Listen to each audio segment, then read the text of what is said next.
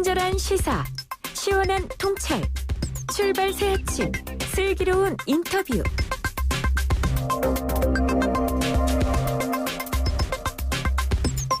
남북관계 개선을 위한 한미연합훈련 일정 연기론이 급물살을 타고 있습니다. 이인영 통일부 장관 후보는 어제 한미연합훈련을 연기했으면 좋겠다면서 국방부와 의견을 공유하고 있다고 밝혔는데요.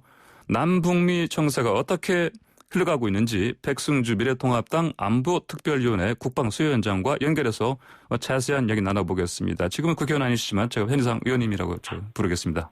안녕하십니까, 의원님? 예, 안녕하십니까, 백승주입니다.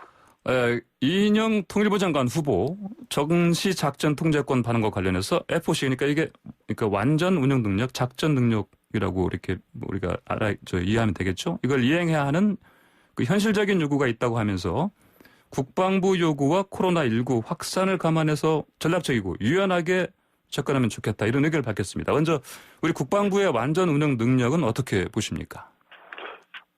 이인영 통일부 장관 내정자 스스로 하기했다시피 아직 완전 운영 능력이 없다 이렇게 말씀을 드릴 수 있습니다. 네. 청취자는 좀 어려운데 이 전지작전권 전환에 있어서 완전 운영 능력이라 하는 것은 이 우리 전쟁이 만약에 한반도에 일어났을 때 국군하고 우리 주둔하고 있는 주한미군 또 증원 미국에서 새로 오는 미군 이 세 개의 구성 요소를 갖고 전쟁을 치르는 능력이거든요.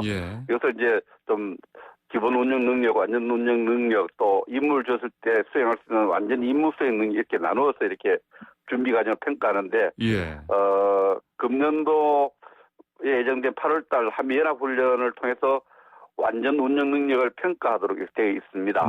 그런데 이 능력 자체가 국방부라든지 여러 가지로 훈련도 부족하고 운영 능력이 아직 충분하지 않다.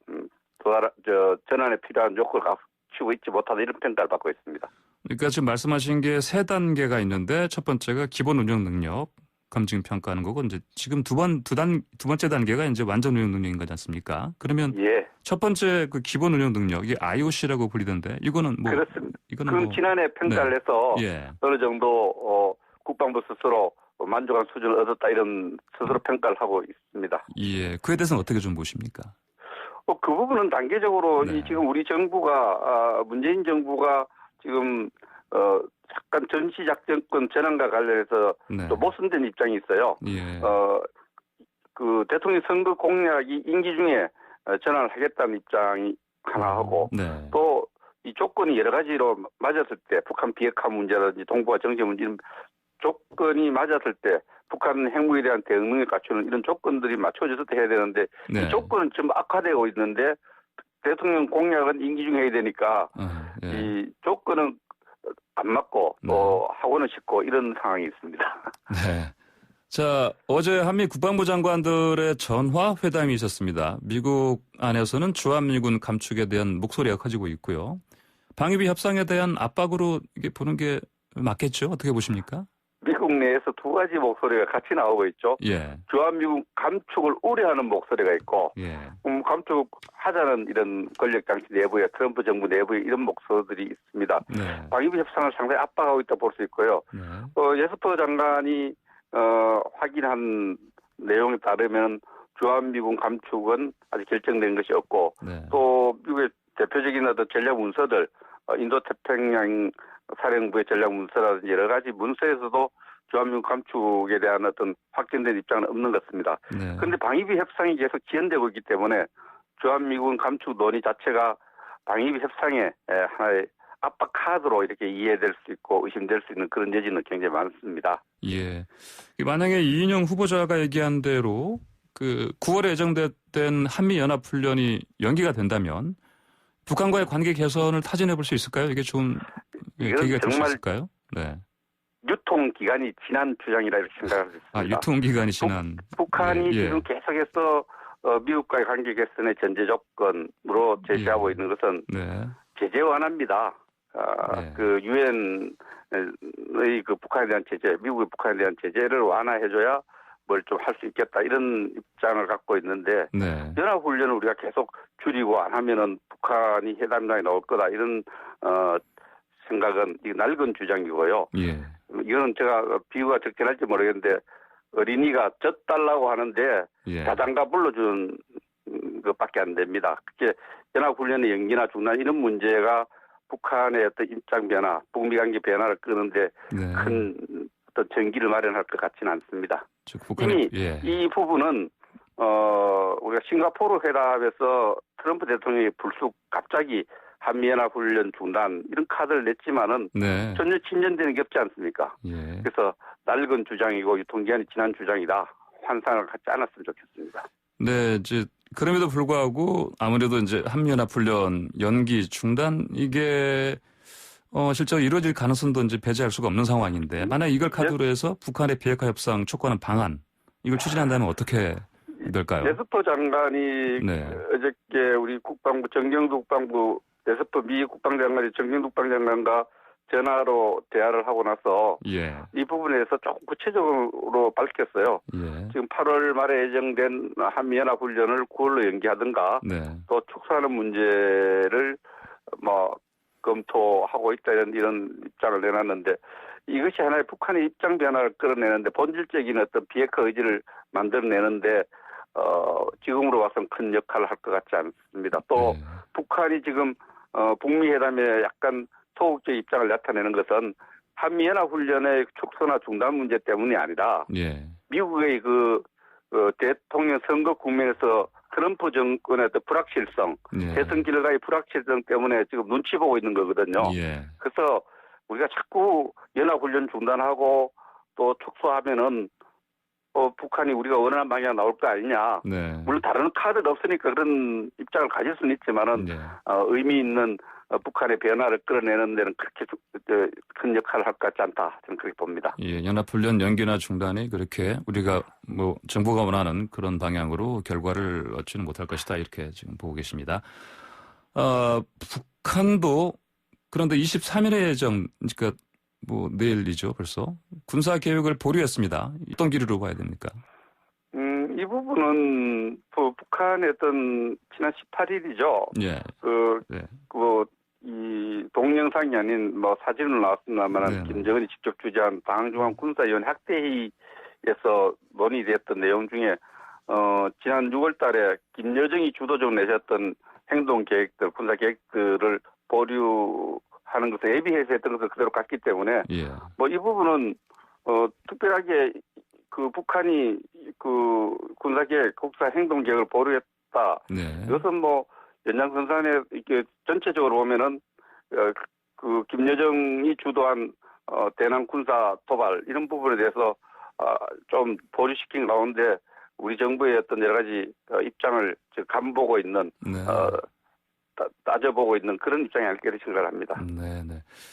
자, 이인영 통일부 장관 후보, 박지원 국정원장 후보에 대한 청문회를 앞두고 있습니다. 주호영 통합당 원내대표가 국정원은 대한민국을 최전선에서 지키는 정보기관인데 이런 말 썼습니다. 내통하는 사람을 임명한 것은 잘못된 것이다. 라면서 대통령의 박지원 국정원장 후보 임명을 비판했습니다. 이에 대해서 어떻게 생각하십니까? 예, 주호영 통합당 원내대표가 갖고 있는 대표성으로 보면은 103석의 의석을 가지고 있기 때문에 한 2천만 명의 국민의 생각을 대변하고 있다. 개인 의견보다는 그렇게 봐야 되고요. 예. 많은 국민들이 국정원장 내정자에 대해서 부적절하다는 생각을 갖고 있는데 이 부분을 지략적으로 표현한 것이라고 볼 수 있고요. 예. 인사는 메시지인데요. 정부의 조직 원리, 국정 설치가 하는 법령 이런 따라져 봤을 때 국정원은 국가 안보와 관련된 정보, 보안 및 범죄에 대한 수사가 주 임무거든요. 예. 쉽게 말해서 간첩을 잡는 기관 아닙니까? 네. 이런 기관에 지금 내정된 박지원 전 의원이 적절한지에 대한 많은 국민들이 부적절하다 생각하는 분들, 의문을 제기하는 분들이 많기 때문에 이런 국민의 목소리를 전달했다고 이 부분에 대해서 정부가 좀 경청을 할 필요가 있다 이 생각을 합니다. 예.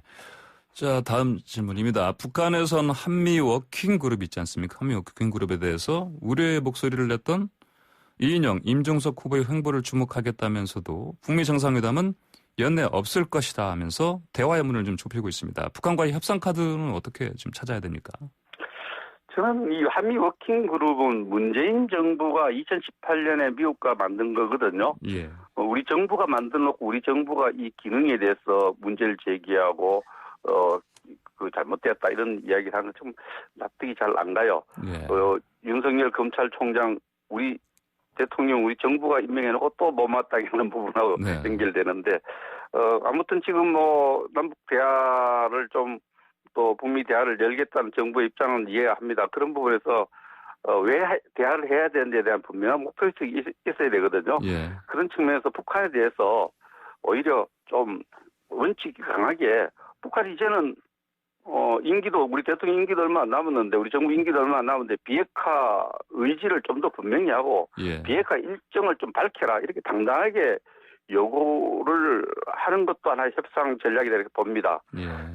제가 파웰 전 미 국무장관을 만나서 그런 이야기를 들은 적이 있습니다만 협상을 할 때 너무 테이블 위에 좀 원칙 있는 입장, 네. 파웰 장관 입장을 그래서 표현을 빌리면 총을 내려놓으면 협상이 안 된다는 말을 저한테 한 적이 있습니다. 그래서 방금 뭐라고 말씀하셨습니까? 총을 예. 협상을 할 때 항상 예. 압박할 수 있는 카드를 같이 써야 된다는 거죠. 네. 그런 면에서 북한에 대해서 한미 워킹 그룹을 자꾸 문제가 있어서 남북 관계 또 미북 관계의 어떤 진전에 장애가 된다는 생각을 하지 말고 네. 한미 워킹 그룹을 정상적으로 운영하면서 북한에서 요구할 것은 요구해야 예. 오히려 협상이 된다 이렇게 생각을 합니다. 예. 너무 이렇게 북한의 요구, 북한의 눈치를 봐서는 우리가 원하는 협상이 이루어지지 않고 협상 결과도 얻을 수 없어요. 예. 좀 더 당당한 모습, 이런 모습을 저는 보고 싶습니다. 네, 눈치 보지 말고 당당하게 우리 요구 조건을 제시해라.